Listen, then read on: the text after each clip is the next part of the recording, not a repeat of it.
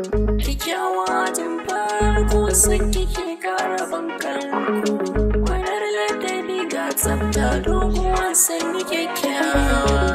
Amince da ni to tun da na amince da kiyan mata, kice sai da ni ma na ce sai da ki manufata.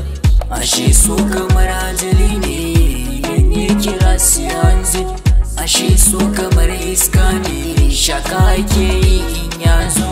Na gane rayuwar ki wallahi ni dai sai da ki kyakkyawa. Tabbas so masiba ne, wani lokacin so kamar tsuntsu ne, wani lokacin kwa zuma ne daɗi ga shan gaga ne, wani lokacin ko kuma ne cikin zuciya yake ɗaci ne. Haka baya duban yaren ta ko tsoho ya gani ya samu, mai so ya zama maraya shi so baya kyale kowa. A cikin jikina yana jin yau zan gamu da ke kyakkyawa.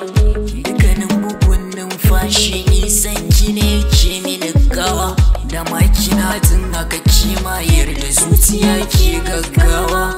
Ni baba ni ke na huta, samin ki banda bukata, gida hada har mota. Na manta da kaina akan ki gaba daya, hankali na ya kau domin ni kawai tsari na mallakar ki ne a yau kyakkyawa.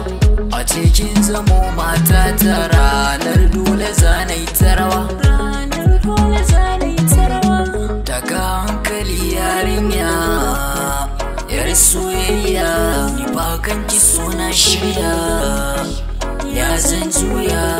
Jure kallabi ga kunya mai halayya, na san ki domin Allah to ni soyayya.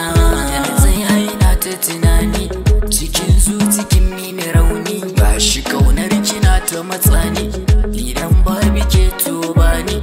Da Allah matso ki kula ni, mataki na so ki azani, ni kaunar ki ta yi mini gurbi, nisan ki shi ne zabi. Har na baki suna hubi, kina kin ado da hijabi. Kyakkyawa tun farko san ki ke kara bankarku, gwanar ladabi ga tsafta doguwa sanni kyakkyawa.